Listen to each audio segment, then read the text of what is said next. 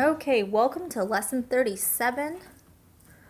I'm going to write out some equations for you. Now, an equation is any expression that has the equal sign. That's why it's called an equation. All right, here we go. 4 plus 2 is 6. 4 plus 1 equals 6. Oh, that's different. Hopefully that caught your attention. So as I said, these are both equations because why? Because they have this equal sign. Now there are different types of equations. One of these equations is a true equation, meaning that it is accurate. Another one is a false equation, meaning that it is not accurate. So which one is true and which one is false? Well, hopefully you said this one is true. 4 plus 2 does equal 6. 4 plus 1 does not equal 6, so this one is a false equation. So again, these are both equations because they have an equal sign. But this one's a true equation, and this one's a false equation. Now, why are we talking about all this silly nonsense and technicalities?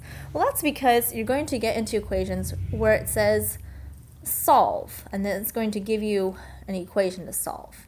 And what that means is to find the number that satisfies the equation, that turns that equation into a true equation. Let's go ahead and look at an actual problem, and I hope this will make sense. Well, let's say we have x plus 2 equals 7. Would you say that this equation, it does have an equal sign, so we know it's an equation, would you say that this equation is a true equation or a false equation? Well, it turns out this is a conditional equation. So there's actually a third type of equation: true, false, and conditional. And conditional means it depends. And what does it depend on? Well, it depends what you put in here for x. If we say x is 100, well, 100 plus 2 does not equal 7. But if we said 5, well, 5 plus 2 does equal 7. So it depends. It's a conditional equation.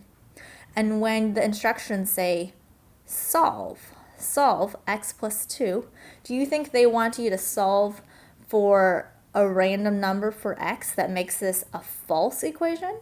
Or do you think they want you to solve this equation so you get a true equation? Well, obviously, a true equation. So what you would do is get the variable by itself. Let's get rid of this 2. These would cancel out, so all we would have on that side is an x. 7 minus 2 is 5.